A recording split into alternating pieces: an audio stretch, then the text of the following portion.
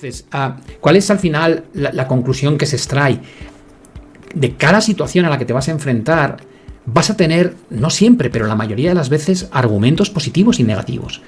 Por desgracia, cómo que haya salido la estrategia o estrategias anteriores te va a conferir o certeza o dudas. Vas a estar más confiado o menos confiado. Cuando no estás confiado, la sensación que tienes es que no está claro, es que no puedo decidirme porque no está claro. Si tú vienes confiado, dices, dale, que se va para abajo, compra, que esto se va para arriba. Es decir, de repente resumes tu análisis, es como, no tengo confianza. Si os pasa, no os sintáis raros, es que pasa todo el tiempo, nos pasa a todos. Yo muchas decisiones las retraso, las anticipo en función de mi estado de ánimo. Lo que pasa es que si llevas 4 décadas haciéndolo, pues eres un poquito más inmune a esos cambios emocionales de lo que es alguien que está empezando, ¿no?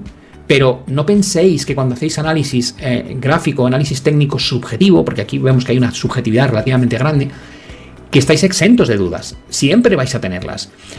¿Dónde está el éxito? Al final dices, bueno, entonces ¿cuándo hay que hacerlo? ¿Hay que hacerlo agresivo? ¿Hay que hacerlo conservador? Digo, no, si el éxito no está en ser agresivo o conservador. El éxito consiste en saber proteger bien tus estrategias cuando salen mal para que no te cueste mucho y saber estirar los beneficios de las estrategias que salen bien para compensar con creces la racha mala.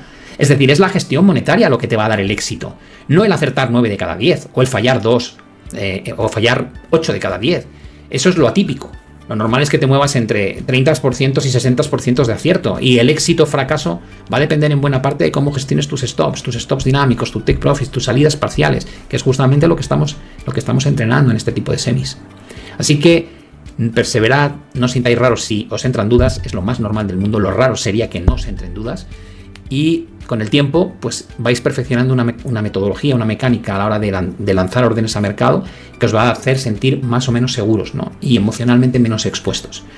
Suerte a todos con las inversiones y nos vemos ya en la próxima emisión. Un saludo y hasta la vista.